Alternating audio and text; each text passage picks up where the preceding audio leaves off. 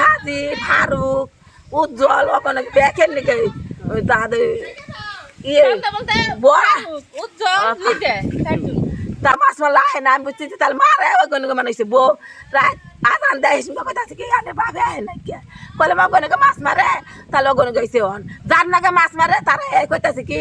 তোমার দল গো যে তোমার দল তখন মাছ মারে রক্ত বের হয়েছে কোনো জুতা বের হয়েছে মোবাইল বের হয়েছে আমার বাবা নাই কেন বলছে আপনার প্রথম না এই 2 দিন বলছে যে তোমার দল গো বললাম তো তখন ওখানে থাকে জুতা বের হয়েছে তাদের রক্ত দেখা যায় তাহলে মোবাইল হয়েছে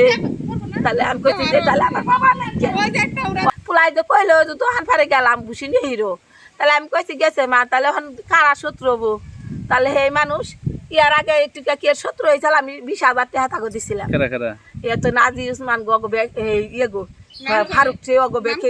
সময় যে এক যুগালে পোলা হাঁটা চাল হ্যাঁ 4 দিন 5 দিন টেহা চাইলো টেহা দিয়েছি আমি কইছি তাই থাকে আমার পোলা আমার ইসনে ধরা আমি তো ফাজলের বড় বোন কি করছিল কি জানেন আপনি আমি কি জানি বলতে এখন শুনছি যে আমার বাইরে ওই জায়গায় মাইরা ফেলাইতেছে জাগোর সাথে মাছ মারে তারাই সকালে খোঁজ করতেছে নাজি ফারুক উজ্জ্বল নিজে হ্যাঁ ওনাদের আমাদের সন্দেহ সরকারের কাছে একটা দাবি আমার ভাইয়ের খুনি ভালোভাবে বিচার বাই করে তাগো বাইজ করে শাস্তি দেখ আমার ভাইয়ের লাশটা ওখান থেকে পাওয়া গেছে না লাশটা আপনার কাছে বাইর করুন এদরি লাশ খুঁজে পান না সন্দেহ করতেছেন যে আপনার ভাই মারা গেছে হ্যাঁ মারা গেছে ভাইয়ের জুতা পরে রয়েছে ওই জায়গায় তারপরে বলসার ময়দার বসে আনতে ময়দার বসে পরে রয়েছে ওই জায়গায়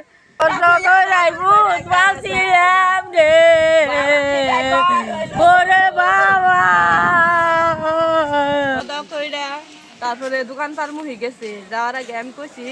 যে বসে আইনো পরে বসি কইছে কি আহিরো চালু করে বসি নিয়ে আসিরো তারপরে দোকান পারে গেছে এবার তো মাছ মারে আবার নাজি মামা গনগে কালকে রাইতে গেছে আমি কই এখন আহে না কে রে তেলে মাছি মারতেছে নিয়ে মাছ নাজি মামা গনগে পরে আর আহে নাই রাইতে হারা রাইতে আহে নাই সকালে উঠে এবার রাত্রে থাকে রাত 12টা 1টা আবার কত সময় রাত সারা রাতি থাকে ডিম ফুটাইছে বিলে ছাড়বো বাগি হয়েছে 30,000 টাকা দিয়ে বাগি হয়েছে এই জন্য আমি খুব তেলে অনেক গেছে হ্যাগোর সাথে এরাও থাকে রাত্রে হ্যাগোর সাথে ইমান তেলে আছে মারে নাজি ফারুক উজ্জ্বল আর নিজে বল্লা ইউনিয়নের সরাগী উত্তরপাড়া গ্রাম এখানে হচ্ছে তোফাজ্জল যার বয়স হচ্ছে 36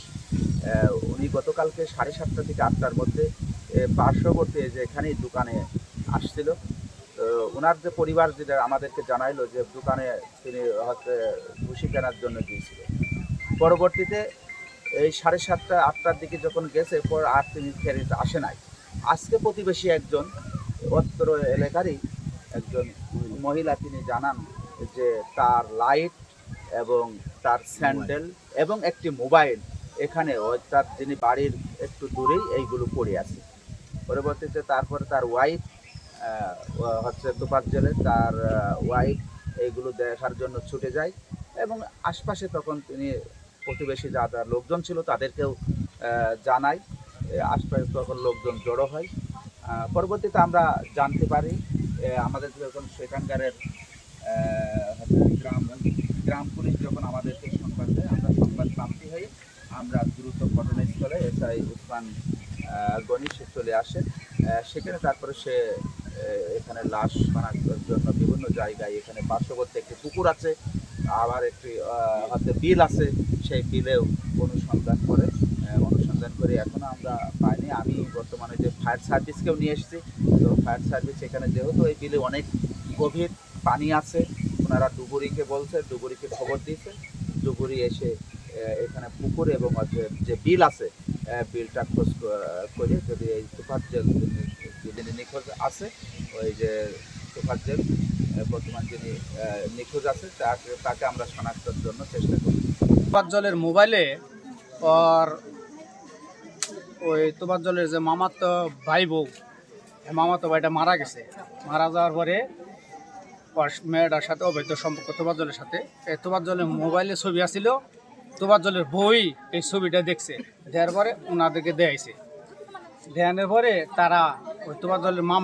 মামি ওরা মামাতো ভাই ওরা ওই মেয়েটারে মানে অনেক অত্যাচার করছে, গালাগালি পারছে, মারধর করছে। অ্যাকচুয়ালি মেয়েটা পরে আর বাপের বাড়ি জায়গা প্রায় 15 দিন 1 মাসে এরম মতো যায় আসছিল। ওর এর মধ্যে আমি এই তোফাজ্জল আমার কাছে গেছে যে মামু আবার ঘটনা তাহলে কেমনি নিব, আবার ওই মেয়েটা কেস করবার গেছে তোফাজ্জলের নামে। তা আমি আবার বলছি, আমার ফোন দিছে, আমি কইছি যে আগে ফোন করো না, এই তোমার শ্বশুর শাশুড়ি আমাকে সমাজে বিচারটা দেয় নাই, তাহলে বিষয়টা আমরা দেখিরো, এইটা আগে মামলা করো, তুমি আইসা বড়। পরে আমার কথা শুনে হ্যাঁ আইসা বসে। আমার নাম ফারুক মোহাম্মদ। ওই যে আমি বললাম যে যে আপনাকে দোষী করতেছে ওনার ওয়াইফ। দোষী বলতেই পারে, একজনের সাথে যখন একাত্র থাকি একজনের দোষী সাব্যস্ত করতেই পারে। এই ক্ষেত্রে আইনের লোক আছে, তারা দেখবে, তদন্ত করে কি আসলে ঘটনাটা কি সঠিক না বেসঠিক সেটা দেখবে এরা। এই বিষয়ে আপনি কি জানেন? জি, এই যে কালকের যে ঘটনাটা, এই ঘটনার বিষয়ে আপনি কি জানেন?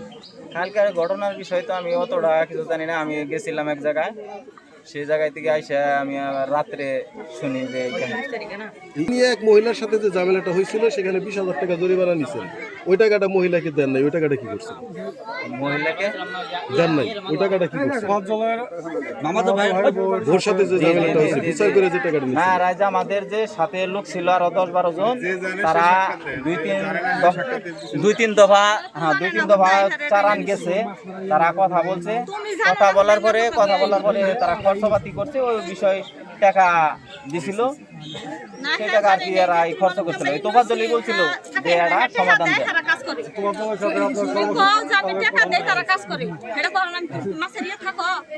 সকালবেলায় জানতে পারলাম সরাগী একটা ছেলেকে পাওয়া যাচ্ছে না। এই মর্মে একটু পরেই দেখি প্রশাসনের লোক আসতেছে, ছুটে আসলাম। এই 9 নং বল্লাইনের সবচেয়ে সহজ সরল একটা গ্রাম। এই গ্রামের মানুষ সবাই সহজ সরল ভালো মানুষ। ইতিপূর্বে এই গ্রামে এই ধরনের ঘটনা শুনি নাই। আশা করছি ছেলেটাকে যেন জীবিত অবস্থায় সুন্দরভাবে পাওয়া যায়, এটা প্রত্যাশা করছি। সেই সাথে যদি কোনো ঘটনা ঘটেও থাকে যেন কোনো নিরীহ লোক কোনো সমস্যায় না পড়ে, যেন সুন্দর তদন্ত সাপেক্ষে সব কিছু হয়। প্রশাসনের কাছে এই দাবি জানাচ্ছি, সংশ্লিষ্ট সবাই দেখুন যেন আশা করছি যেন জীবিত অবস্থায় পাওয়া যায়। আর যদি কোনো ঘটনা ঘটেও থাকে যেন সুন্দর সুশৃঙ্খলভাবে তদন্তের মাধ্যমে সুন্দর বিচার হয়, যেন এই গ্রামের কোনো মানুষ সহজ সরল মানুষ এতে সম্পৃক্ত না হয়।